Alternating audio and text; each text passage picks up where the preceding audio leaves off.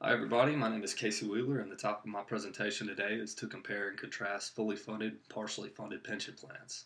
I'll begin by going over the importance of retirement planning and pension plans, and then I'll move on to specific details of fully funded and partially funded pension plans.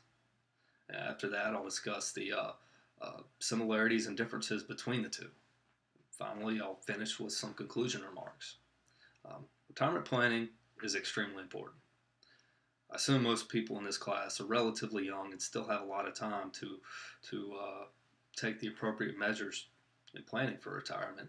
However, most young people tend to say or think, well, I have the rest of my life to plan for retirement, or I'll start saving for retirement next year. But the fact of the matter is, starting as early as you possibly can is is is going to ensure that you're properly equipped to live comfortably after retirement. One option many people have to supplement income upon retirement is a pension plan. Basically, a pension plan is a type of retirement plan where the employer makes contributions to help fund an account set aside for an employee's future benefits. So whenever you get finished with your degree and start looking for that dream job, pension plan is definitely something to consider before you accept that job. A fully funded pension plan is one where the employer pays the employee an annual pension based on a formula that's usually composed of age, uh, length served with the company, and the employee's earning history. The advantages of it are that you receive a retirement income, virtually no effort on your behalf. You know exactly what you're going to get when you retire, so it makes it much easier for you to plan for retirement. Also, you don't have to manage the fund yourself. The companies typically have a fund manager that do that. Uh, Also, you don't have to put your own money into it, so that's huge. Um, the main disadvantages are you have no control over where the money is invested. Also, you can't choose to invest more in the plan if you want to. You have to find a different way to do so. Um, However, in order to cut costs and reduce risk, many employers are starting to move away from the fully funded pension plan and starting to offer partially funded pension plans.